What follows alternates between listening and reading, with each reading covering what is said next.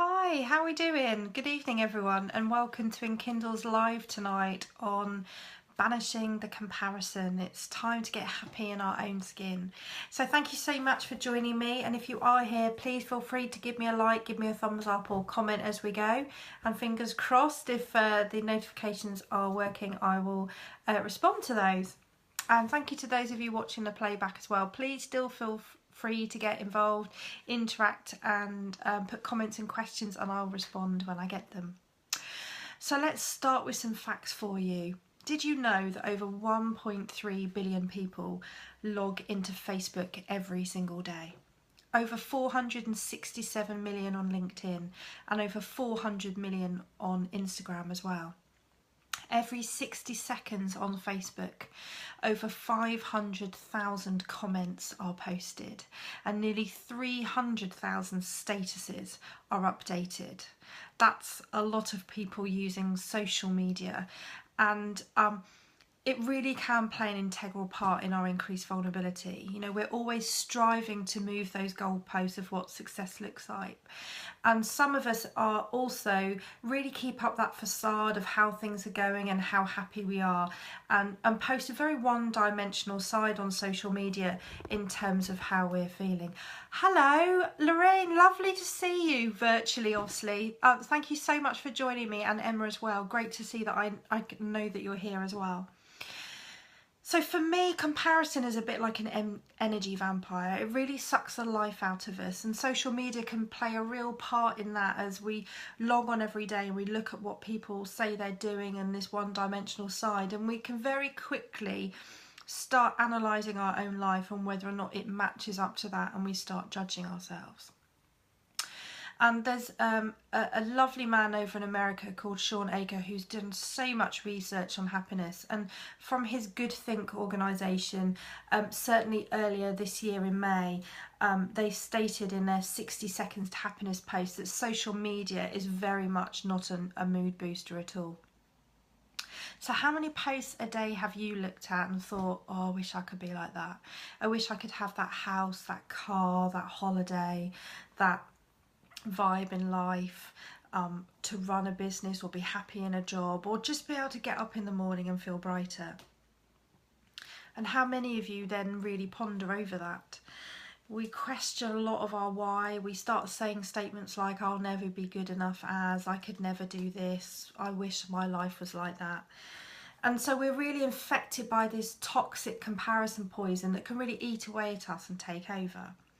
If you think about it, from the minute that you're born, you're compared. Your weight is compared, the day you were born is compared, you know, the colour of your eyes, the first present you get, the first time you take a step, the school you go to, that first bike you get, the presents, the university, the car, the house, the wife, the husband, everything we do is compared.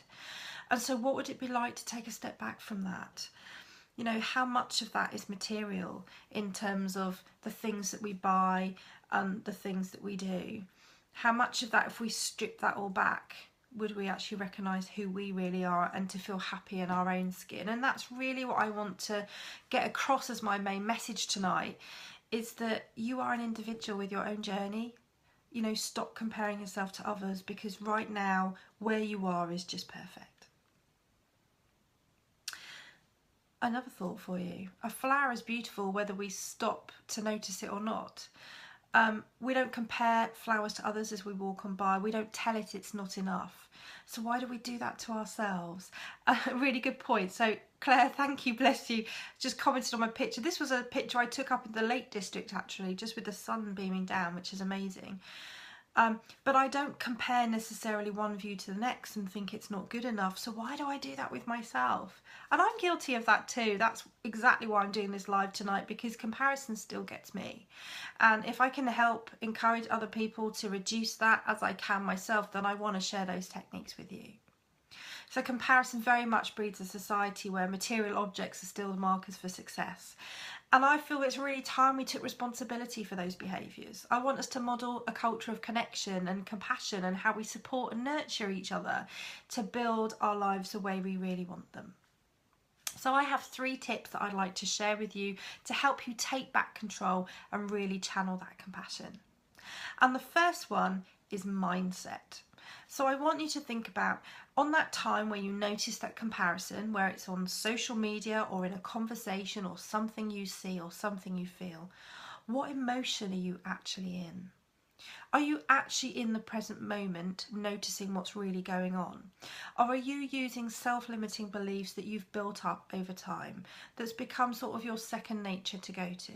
So if you see a certain situation or you're involved in a particular experience, do you always go back to the root of a belief that you had from years ago?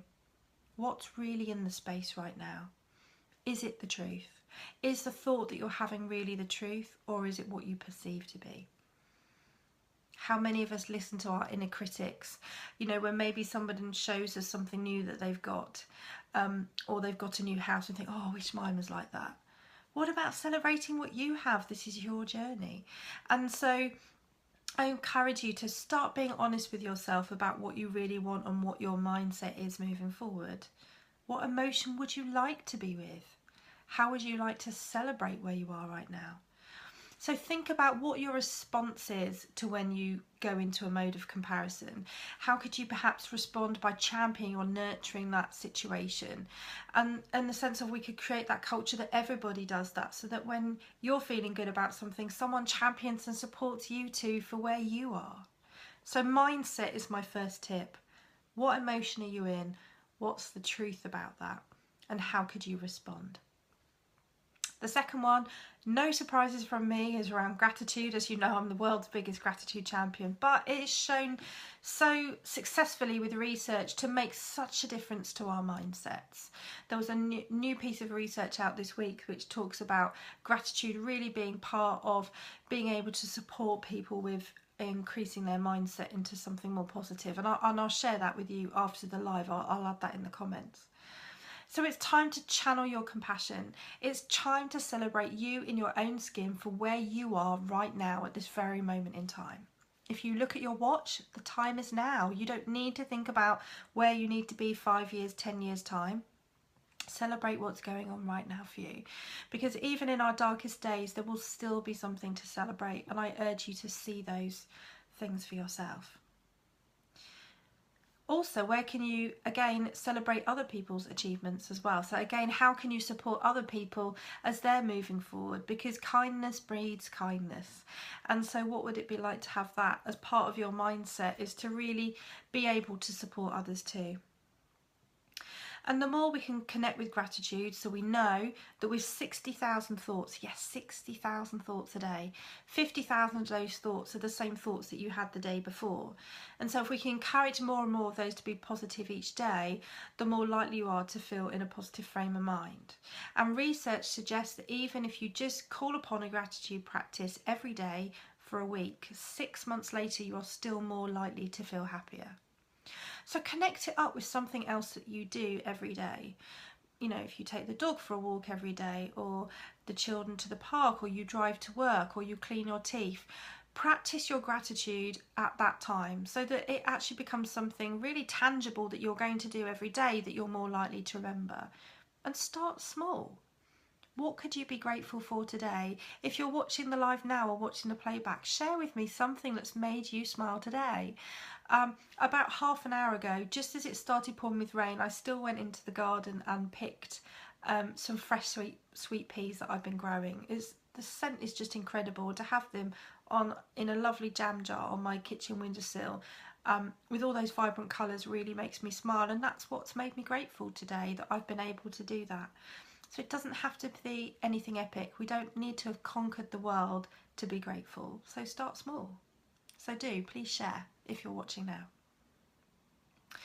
So forming that habit is really important. And again, habits can take 21 to 28 days at least to form, so you've got to give it a try. And if you're interested in being supported with that gratitude, then please jump on over to the Happy to Be Me Hub, where there's 300 gratitude champions in there who regularly share what's made them smile, and we support each other to have that positive mindset. So gratitude is my second tip for you. The third one is vision. So what do I mean by that? Well, what do you really want? When you're starting to compare yourself to others and you're involved in these conversations or experience, or you're looking at something online or in a magazine and you say, oh, I wish I had that. Is that really what you want? Or is it what you think society thinks you should have? It's about time that we made decisions for ourselves and we're at choice. So get clear of what it is you really want and have that forward thinking vision. It could be just as simple as, do you know what, I want the next 2 months to be filled with gratitude. I want to have a positive mindset. Again, it doesn't have to be massive, but it's about what you want. Stop doing things because you think other people want you to do them, or the choices that others are making for you. What would it be like to stand up and make choices just for you? So does your vision also promote taking action? So we can be very good as humans at thinking about, this is what I want, I've got to have this, I've got to have that. But actually, do we do anything about it? Because if we sit back and say, oh, I still haven't achieved that, but actually, what are you doing about it? So think about how your vision can actually proactively take you to where you want to be. But remember that mindset is connected to that. We're human beings, not just human doings. So it's really important that we make sure we think about flipping back to that mindset, thinking about what emotion we're in and what it is we really want and why we want to do it. So really, the main message is, don't let anybody or anything define you. It's time for you to feel happy in your skin, really confident and shining bright, doing the things that you want to do and having the mindset you want to have. You're an individual with your own journey in life and your own choices to make. So it's time for you to make them. Only you can choose to let go of the negative beliefs that you might be holding on to. Only you can make the choice to see today as the first day of moving forward with a more positive mindset. Only you can empower yourself and give yourself permission to embrace compassion and appreciate your own qualities. As Viktor Frankl says, you can choose your attitude in any set of circumstances. So what are you choosing today? So next time you pick up the phone to look at social media, read an article or have a conversation with a friend, I urge you to take a moment and really just check in with how you feel and how you want to be able to respond. And you might want to start with a question, what's the truth in that? So the 3 tips to remember are mindset, what emotion are you in? Gratitude, what am I grateful for? And how can I champion other people's successes too? And then vision, what do I really want and what action am I going to take to get there? So we are all individuals, yet our behaviour together could really diminish compassion, and we could get rid of this negative, toxic strategy of comparison that we have and actually cause a cascade of connection and compassion. So it's time for us to work together and to support each other in our communities. Are you with me? So thank you so much to everyone that's watched tonight, and for those of you watching the playback, and thank you to those of you that have been able to interact as well. Mindset, gratitude and vision are my 3 top tips for you tonight, and I'd love you to share with me what you'll do with that information. So thank you for watching, and just remember, it's time to be happy in your skin. Speak to you soon. Take care.